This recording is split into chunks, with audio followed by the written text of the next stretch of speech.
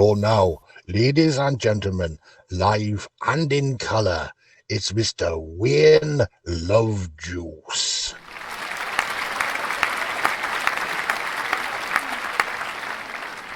The other day I produced a Louis, had a chat with an interesting chappie who said that the YouTube algorithms really aren't that happy. If a channel only broadcasts once a week, so we decided we could text ya whenever we've got a piece of news in our new book on the track extra.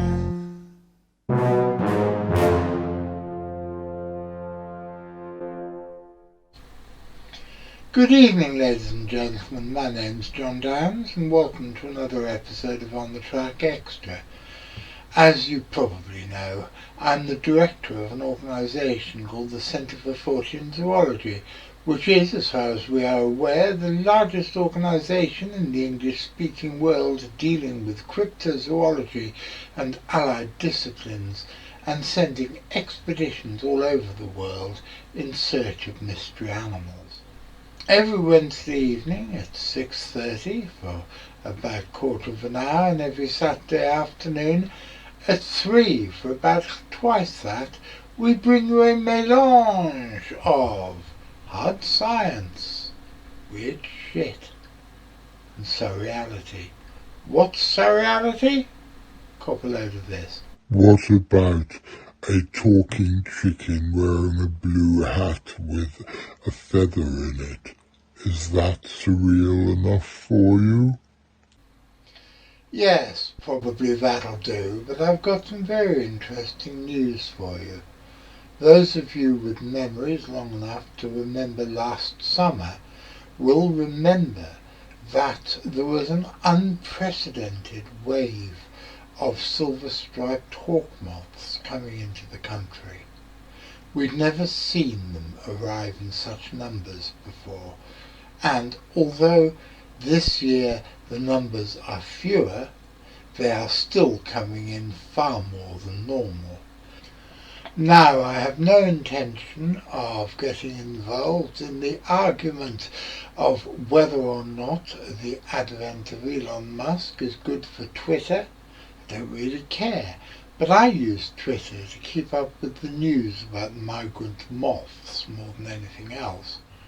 This magnificent specimen, which looks like it was only freshly emerged, was found at Portland Bird Observatory in Dorset at the end of May.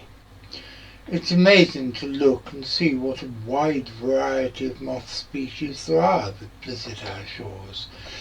I don't know where this photograph was taken, but immediately above and below this entry there are accounts of this species being found in Ireland, in Devon, in Sussex, and 2 more in Dorset. However, I probably shouldn't use the word visit because it makes it sound like they are going to go back again, whereas for most species it's a one-way trip.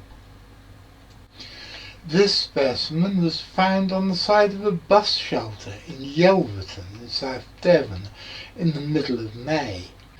And this absolutely gorgeous specimen was found even further away in the west of Ireland in County Clare.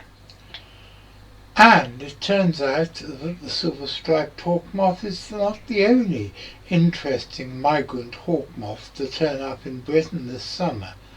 Look here, this is a death's head hawkmoth, which is allegedly the largest species of hawkmoth ever to come to these shores. But something very strange about this specimen.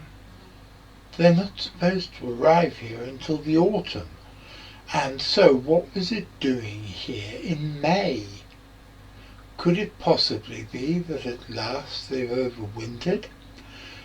The interesting thing is about these hawkmoths is that although they do breed in Britain, the progeny are always, allegedly at least, infertile. So where did this one come from? Is it an infertile child of last year's immigrants? Or is it a very early immigrant itself, which for some reason has played fast and loose with the dates and times that it's supposed to be heading northwards? This is another rare migrant species, although not as rare as the death's head hawk moth. It's a convolvulus hawk moth, and again, it's a species that's supposed to turn up here in late summer and autumn, not in late spring and early summer.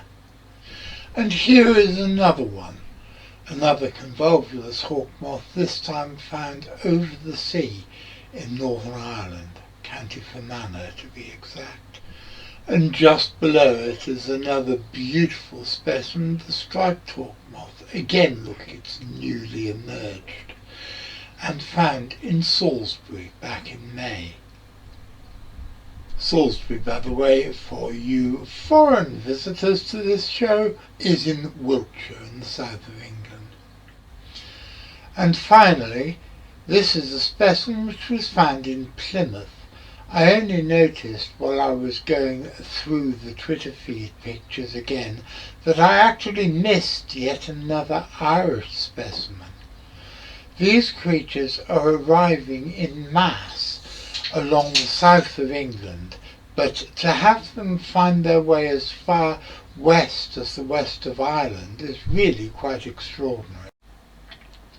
I know that many people don't share my fascination with moths. Richard Freeman, for example, is terrified of them through some weird phobia. And I know that dear Louis gets very bored when I chat to him on and on and on about the new arrivals. But I find them fascinating, and I have done so ever since my Uncle Tim gave me a copy of the Observer's Book of Larger British Moths for a birthday present when I was 7. I have been studying them ever since, and I find that the comings and goings of the different species and the different migrants absolutely enthralling. And I think as far as cryptozoology is concerned, remember that 1, they are an indicator of how the temperature and the climate are changing. 2, they are an indicator of how the biotopes across the world are changing. And 3, they are an indicator of what new species may be coming to this country and may be becoming established in this country before too long. And I don't know about you, but I think that the remotest chance that this beautiful hawk moth, the silver-striped hawk moth, which is usually found only in Mediterranean climates, if there's the slightest chance that it can become established as a breeding resident of the United Kingdom, I for one would be totally delighted. Well, ladies and gentlemen, that's the end of another episode. I hope you enjoyed it. Archie and I certainly enjoyed putting it together, and I would like to thank all the people on Twitter whose photographs were seen briefly in this show.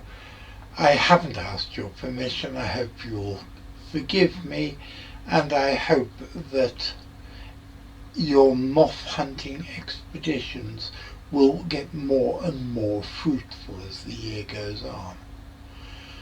I want to say a big thank you to my producer Louis, and to Miss Karen, my secretary, and Miss Judy, my housekeeper, but for whom I truly wouldn't be able to do any of the things I do now.